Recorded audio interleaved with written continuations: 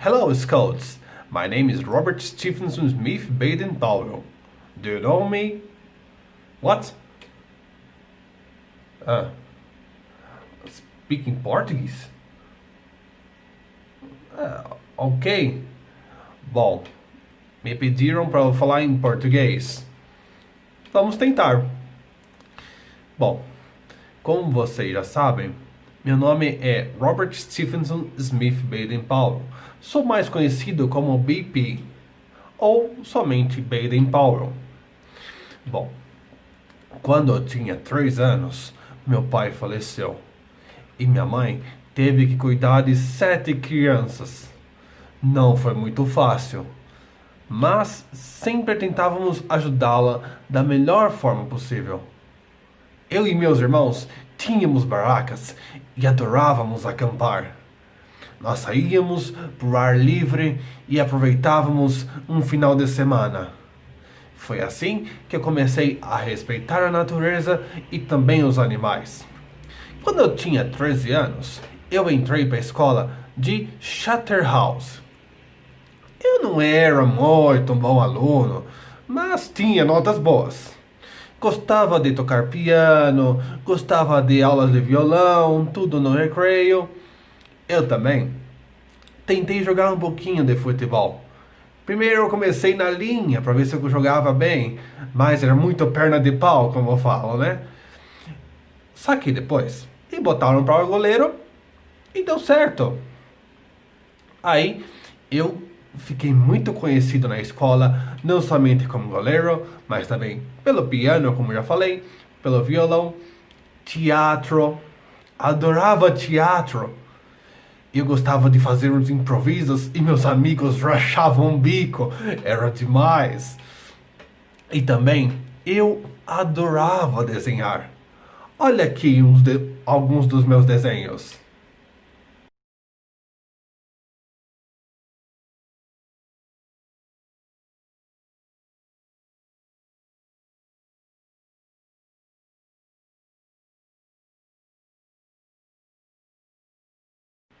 Aos 19 anos, eu entrei para o exército e logo ganhei uma ótima oportunidade de ir para a Índia como subtenente do regimento que formava a cavalaria que seguiria para a Guerra da Crimeia, que duraria 3 anos. Minha carreira militar só foi melhorando. Com 26 anos, me tornei capitão. E com 30 anos, eu fui chamado para uma campanha contra os Zulus na África do Sul. Foi uma guerra muito difícil. Logo de cara enfrentamos 20 mil Zulus. Mas depois de muita batalha, conseguimos a vitória diante do povo nativo. E eu fui promovido a major. E vou te dizer, se já não foi fácil ganhar dos Zulus, imagina dos Ashantis, que era uma tribo muito feroz, e também dos guerreiros selvagens Matabeles. Olha, foi muito difícil. Sabe por quê? Porque eles não tinham medo de nada. Depois disso, eu voltei para a Índia e comecei a escrever um livro chamado Ages to Scouting, que significa Dicas de Esclarecimento ou de Exploração. Esclarecimento, não sabe o que é? Tudo bem.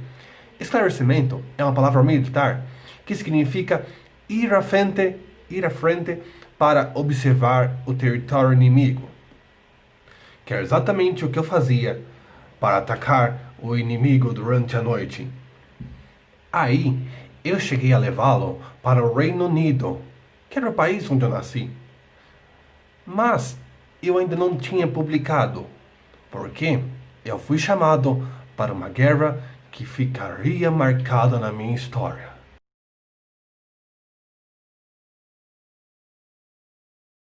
E durante essas guerras, teve uma que marcou a minha história.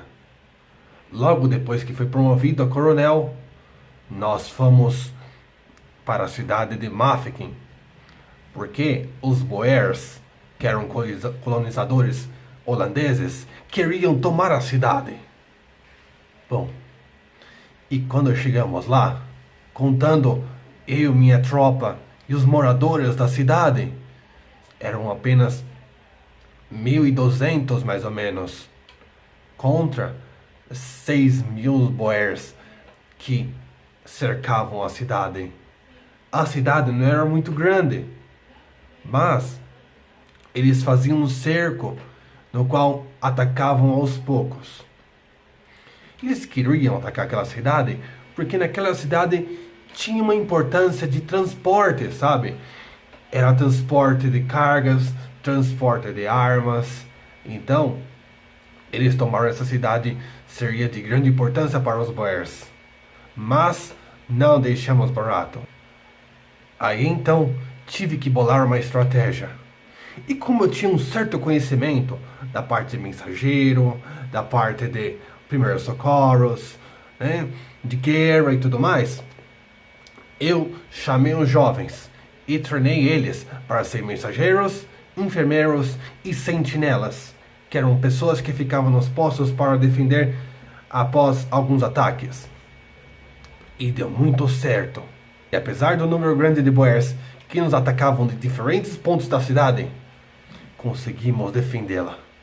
Depois de 200 dias, chegou os nossos reforços e ganhamos deles. Depois disso, voltamos para o Reino Unido e fomos recebidos com muita festa. Virei herói nacional e fui promovido ainda jovem para general do exército. E nessa volta para o Reino Unido, algo me chamou muita atenção. Muitas crianças e jovens me mandavam cartas pedindo ajuda para eu dizer como que aqueles cadetes mensageiros na Batalha de Mafeking tinham feito tanto sucesso.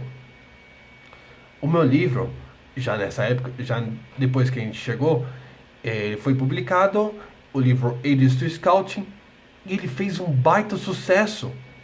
Várias escolas, várias pessoas utilizavam minhas dicas, treinavam as minhas dicas e até chamavam esses treinamentos de scouting. E naquele tempo, lá no Reino Unido, eu percebia que muitas crianças, muitos jovens, estavam na rua, não só pela pobreza, mas muitos não iam para escolas, muitos entravam para gangues. Naquela época não tinha internet, não tinha videogame, não tinha celular. Então, eles não tinham o que fazer. Então, eu comecei a pesquisar alguns grupos de jovens que tinham lá no país. E durante essas visitas, me deram uma dica bem interessante para eu fazer um livro para os jovens, que eu contasse as minhas dicas dos tempos que eu estava na África, na Índia, né, sobre rastreamento, sobrevivência, primeiros socorros e outras coisas mais. E eu adorei a ideia.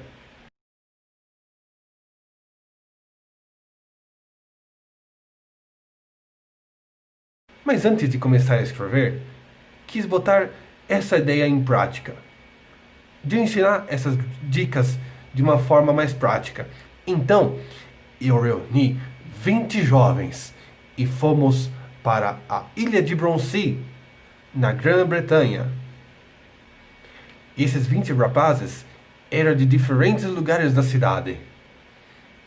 Eu dividi eles em 4 patrulhas: Lobo, Maçarico, Touro e Corvo. E o acampamento foi um baita de um sucesso. Os jovens adoraram. E isso me deu mais motivação.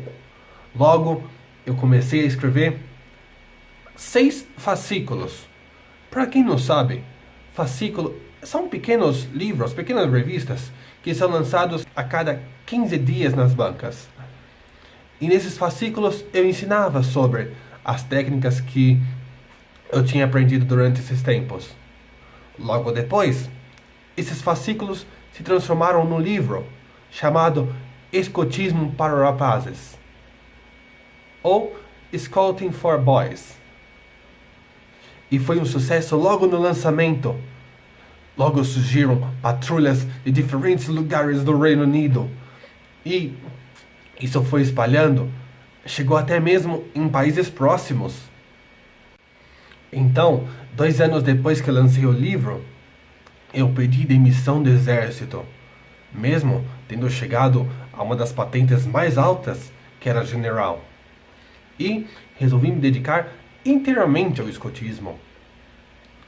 2 anos depois, então que eu me demiti, comecei a viajar para países do mundo inteiro. Fiz uma volta ao mundo.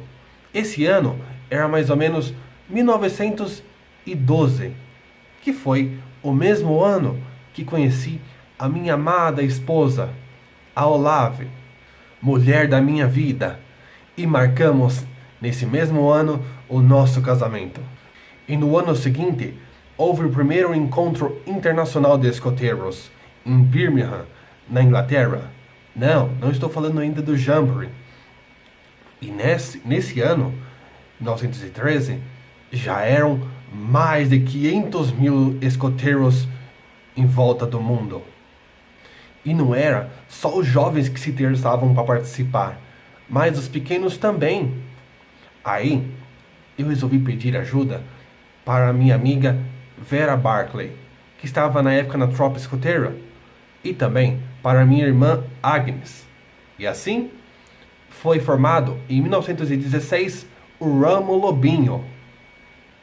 E como estávamos em época de guerra mundial, a gente deu uma pausa, claro, mas logo depois que acabou, já voltamos ao nosso trabalho.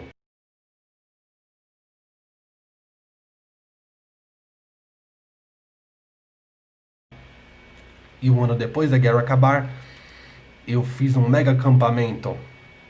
Reuni jovens do mundo inteiro, mais ou menos uns 8.000 jovens de 34 países diferentes.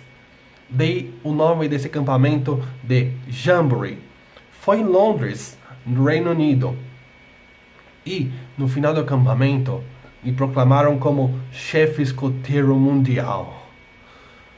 Foi uma emoção difícil de explicar, sabe? Muito emocionante. 2 anos depois, em 1922, eu criei um livro chamado Roving to Success, que era Caminhos para o Sucesso. Foi dedicado aos jovens que já tinham passado o tempo de escoteiro e estavam entrando na vida adulta.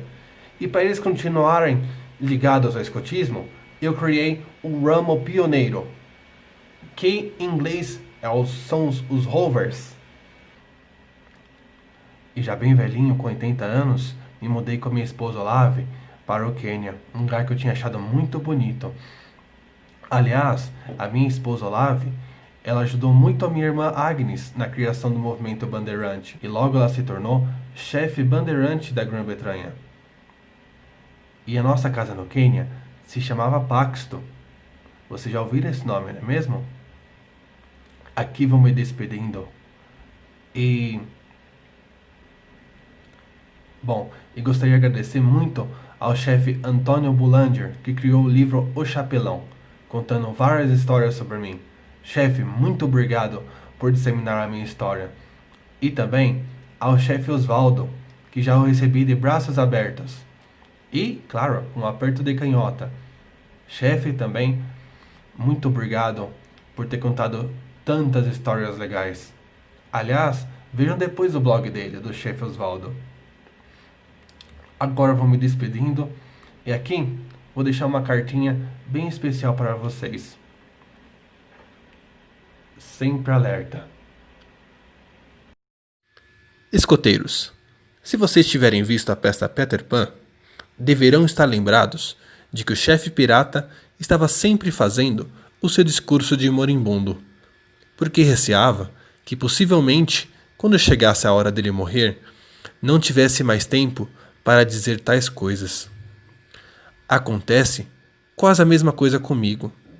E assim, embora nesse momento eu não esteja morrendo, qualquer dia desses eu morrerei. Quero enviar a vocês uma palavra de despedida. Lembrem-se de que será a última vez que vocês ouvirão as minhas palavras. Portanto, pensem bem nelas. Eu tenho tido uma vida muito feliz e quero que cada um de vocês também tenha uma vida feliz. Acredito que Deus nos colocou neste mundo alegre para que sejamos também felizes e aproveitamos a vida. A felicidade não provém do fato de ser rico, nem meramente ter sido bem-sucedido na carreira, e tampouco de sermos indulgentes para com nós mesmos.